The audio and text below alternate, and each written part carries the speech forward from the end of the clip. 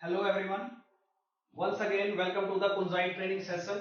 और आज का जो हमारा टॉपिक है वो है role of top management in ISO 9001 and 2015। Means ISO system या क्वालिटी इंप्रूवमेंट सिस्टम को इंप्लीमेंट करने के लिए टॉप मैनेजमेंट का या हायर मैनेजमेंट का क्या रोल रहता है, आज हम बारी बारी से इसके ऊपर डिस्कस करेंगे। थोड़ा सा PDCA साइकिल के ऊपर एक बार फिर से नजर मारते हैं, मैं आपको दिखाता हूं।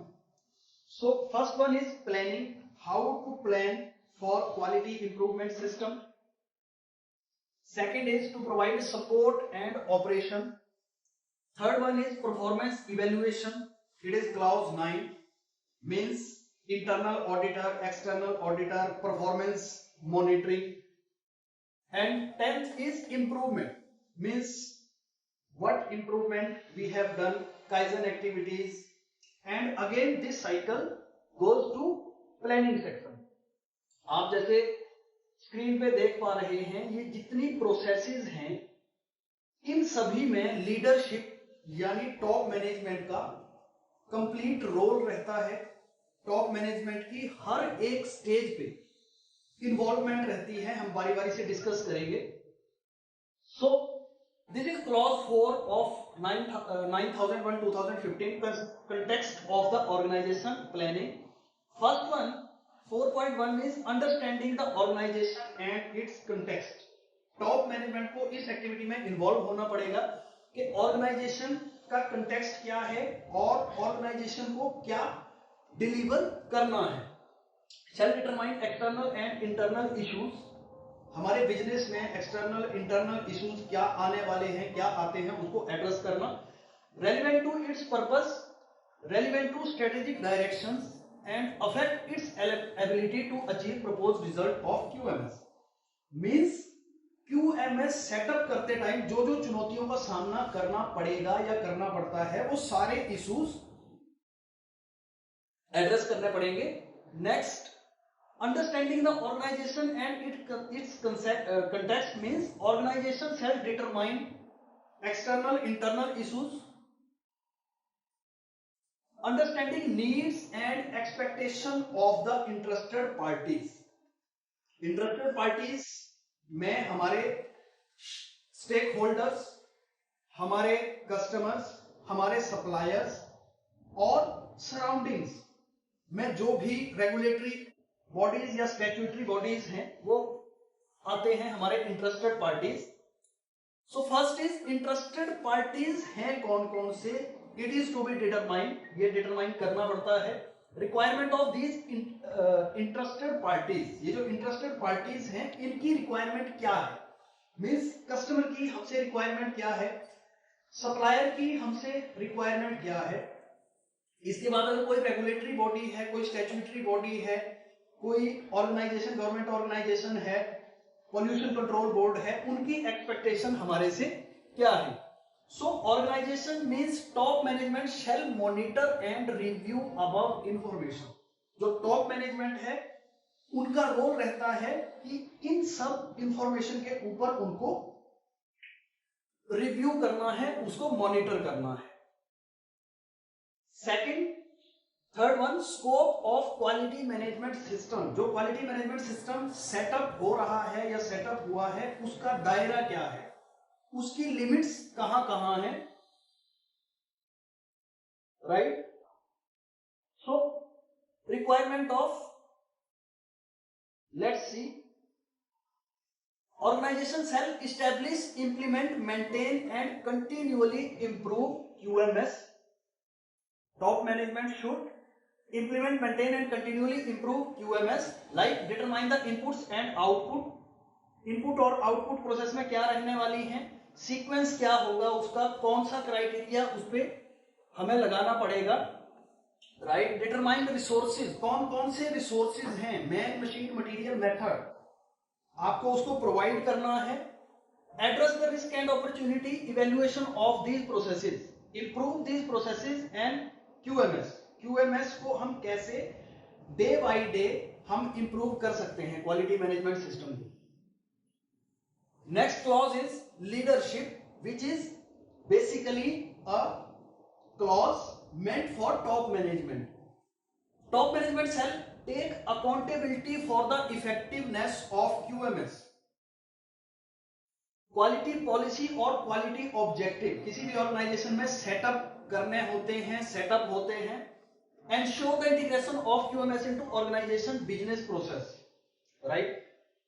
Process approach, risk based thinking, ये सब जो एस्पेक्ट हैं, these are under top management.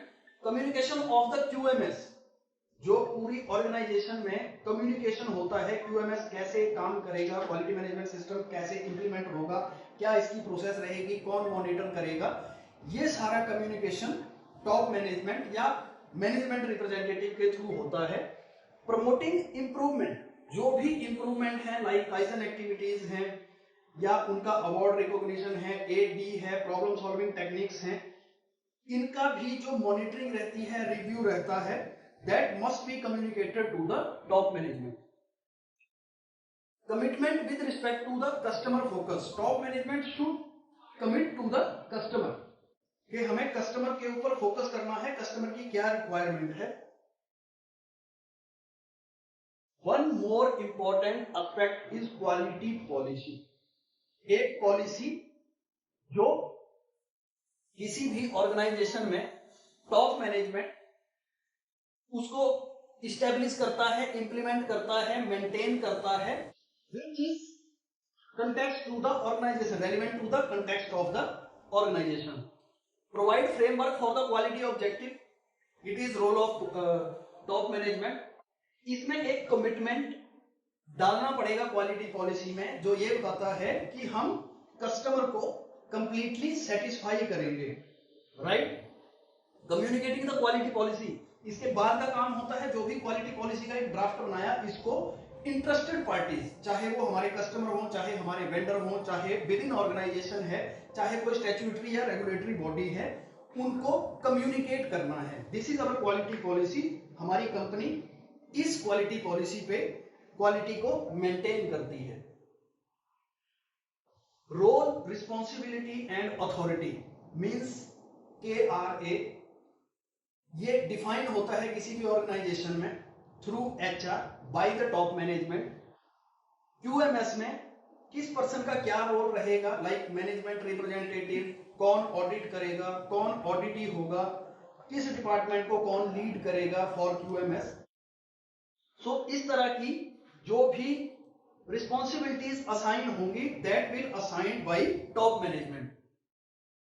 इसके बाद का क्लॉज जो टॉप मैनेजमेंट से रिलेटेड आता है, that is performance evaluation, means audit evaluation, QMS process evaluation, हमारी जो QMS है वो किस तरह से चल रही है. So it is internal audit.